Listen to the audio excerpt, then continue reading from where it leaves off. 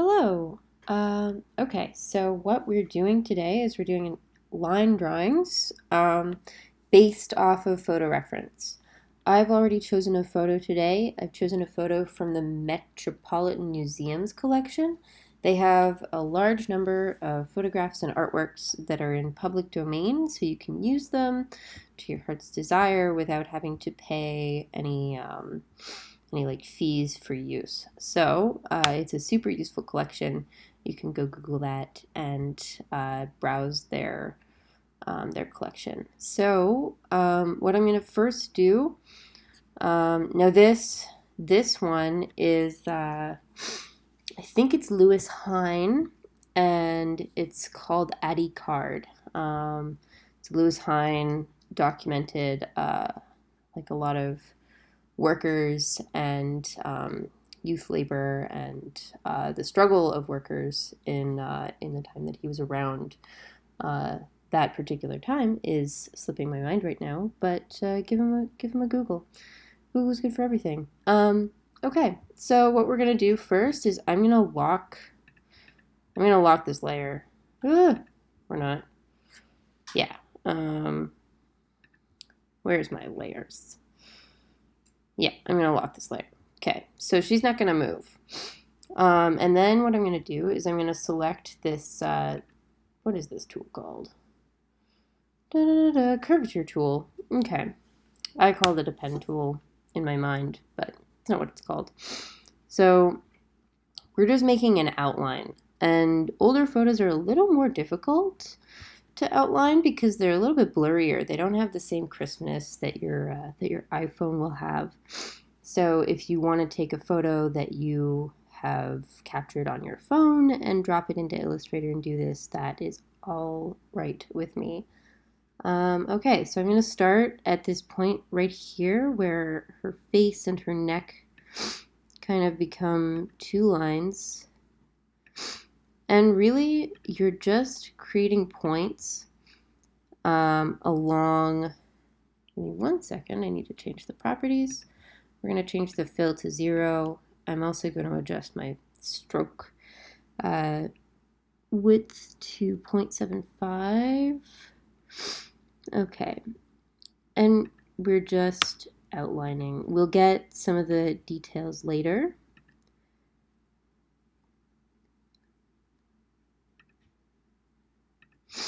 And it's important not to put too many dots on your line. This program's pretty intuitive. So it can tell, like it adjusts your curves based on the next one as well. And I double click to make it like a sharp turn or a corner.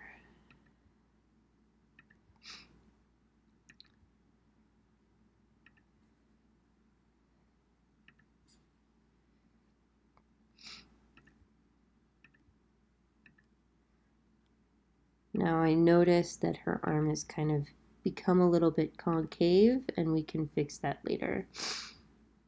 For small details, I zoom in a whole lot, which makes it easier to get these dots in where they need to be. I'm going to start a new line. I hit escape, and then I'm going to start right next to where that one was.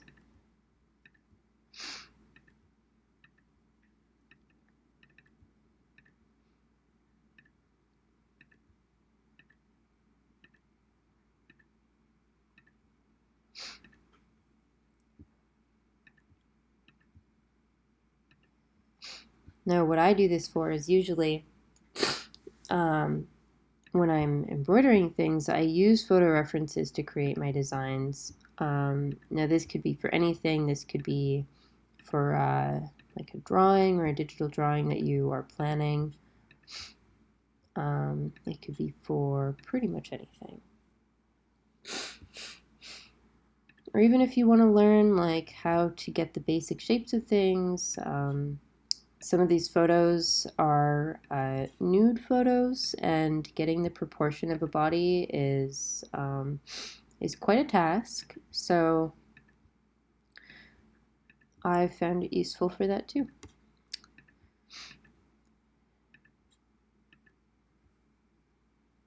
Okay, so I need to zoom out for a little bit just to get the right kind of idea here.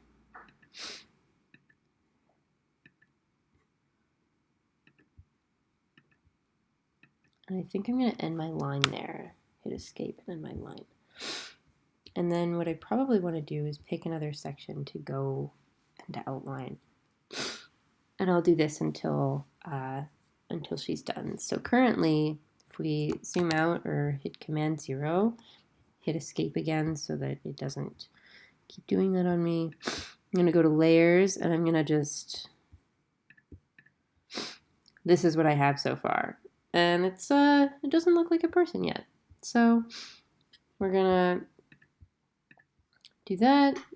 And you can see that some of her has been outlined, but there obviously needs to be a little bit more detail before it's clear what I've done.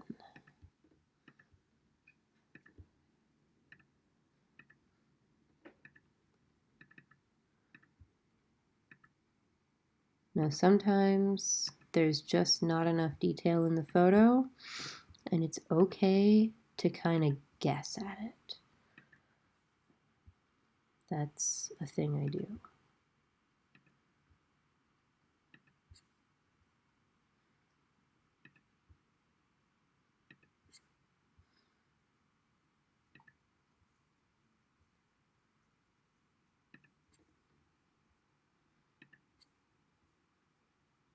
And for these longer, straighter lines, you don't need to throw in as many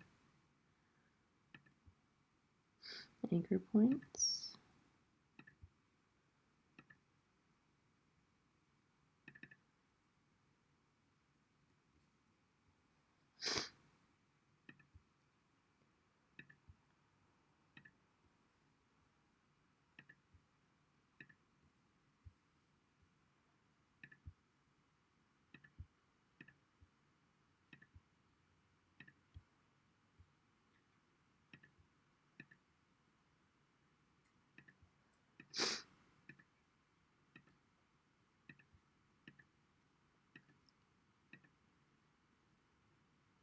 Maybe we can attach it to this shape here. Okay, so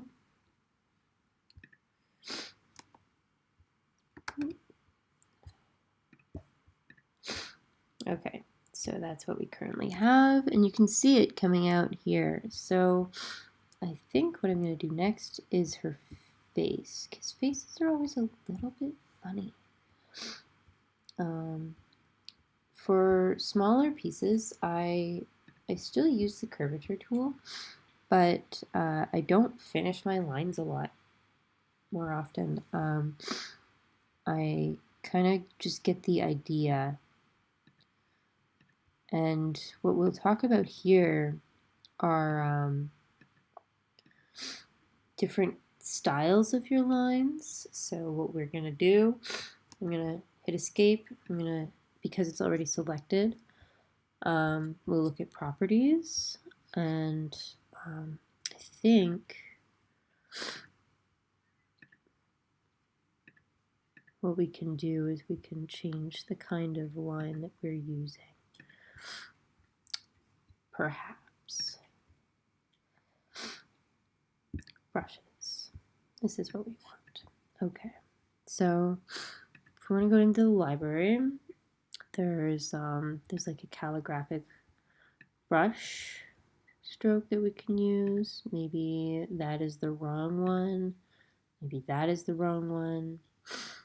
I'm going to hit Command Z twice to undo what we just did. Maybe this is interesting. And it really depends on what you're trying to do with what you're drawing. And another thing we can adjust is this stroke width. So if we escape and just look at it, I mean, maybe if you're trying to create that kind of like painted look, then this is something that you want to do. I'm gonna Command Z all of that. There we go. Because I'm just using these lines as a shape reference. I am, however, going to reduce the size of the line because it's too big for her face. Okay, so I'm going to zoom in a whole lot, by the way. So it's going to be okay. I'm going to move this up, and I might adjust those points.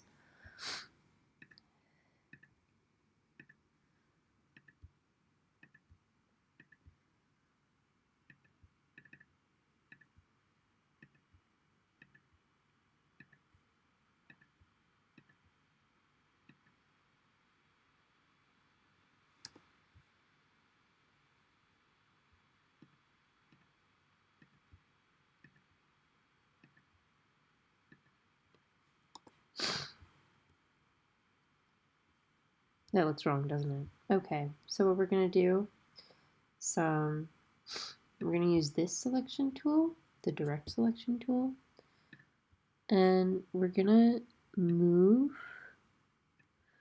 these anchors and their handles. The handle adjusts how, like, the curvature of the line on either side of the anchor. Okay. I'm sorry, I've got a bit of a cold. So these are obviously shapes that you would shade and fill in, but getting the lines down is the most important thing to me.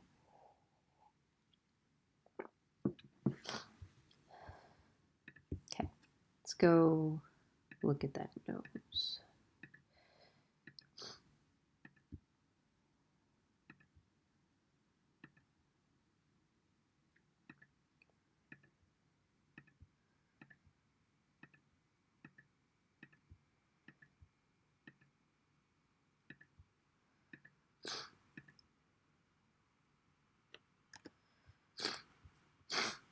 I'm going to end it there. There's a highlight here, and I might later put like a little ellipse so that I know where that highlight on her nose is.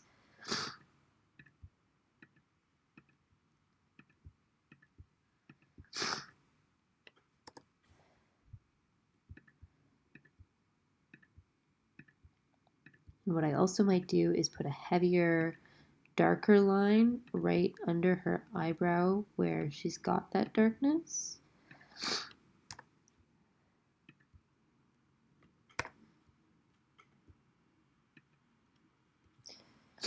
It wants me to select this part of the eye, so I'm going to zoom in a whole lot so that I can tell it to stop.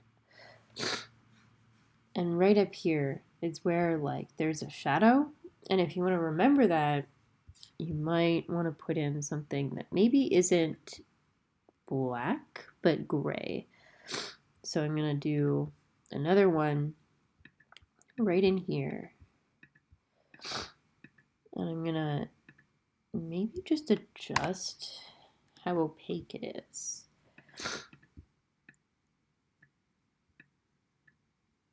Maybe 68%, sure. And I'm going to make it a little bit bigger. And maybe what I want to do is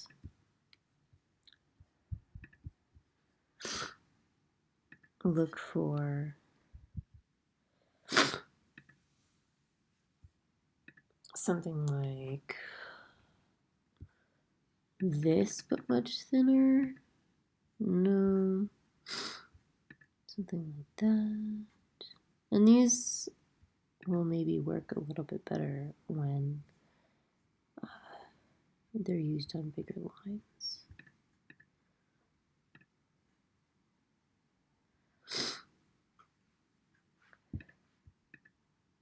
Whoop.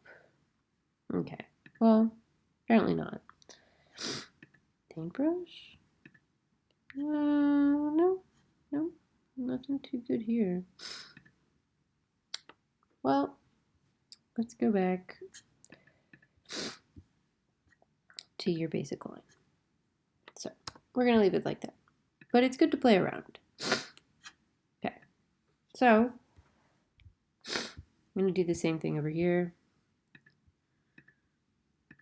I'm just going to adjust the opacity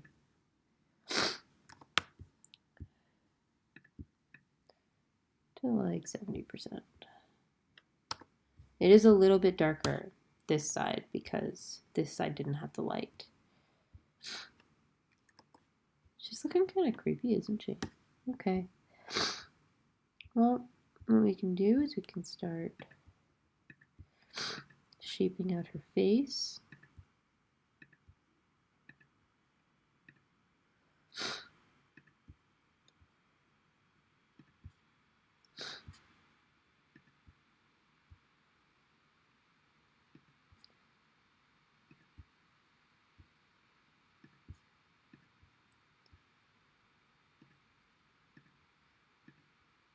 I get the general outline of the hair, otherwise the face starts looking pretty jagged.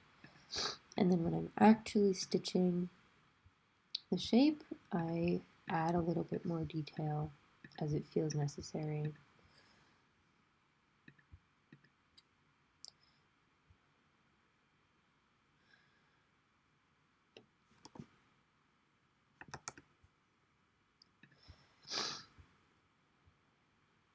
I'm not sure that I want to add her ear on the same line, so I'm just gonna continue and finish that line. Look at that, a finished shape. We did it.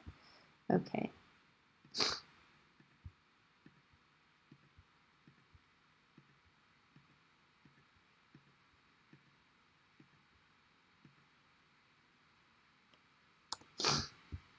I'm going to take this selection tool. Oh, I want to just select this anchor and bring it out a little bit.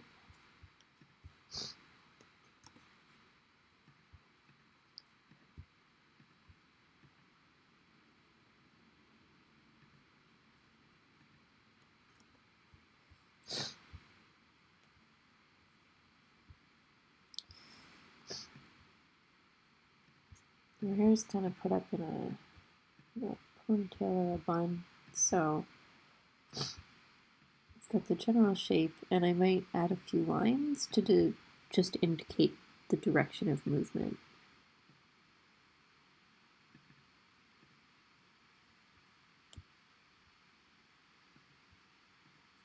She's got this little strand here that I kind of want to... Okay, so let's indicate that direction. Okay.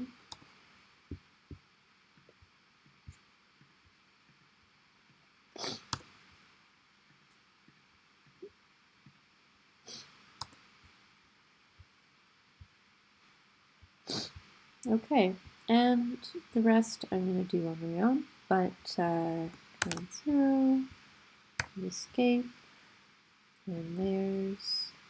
We've got all these different lines on our layers, okay? So we're going to just look at that, and we've got most of a person. So you can continue this any way that you'd like. I'm going to sign off now. Thanks for joining me.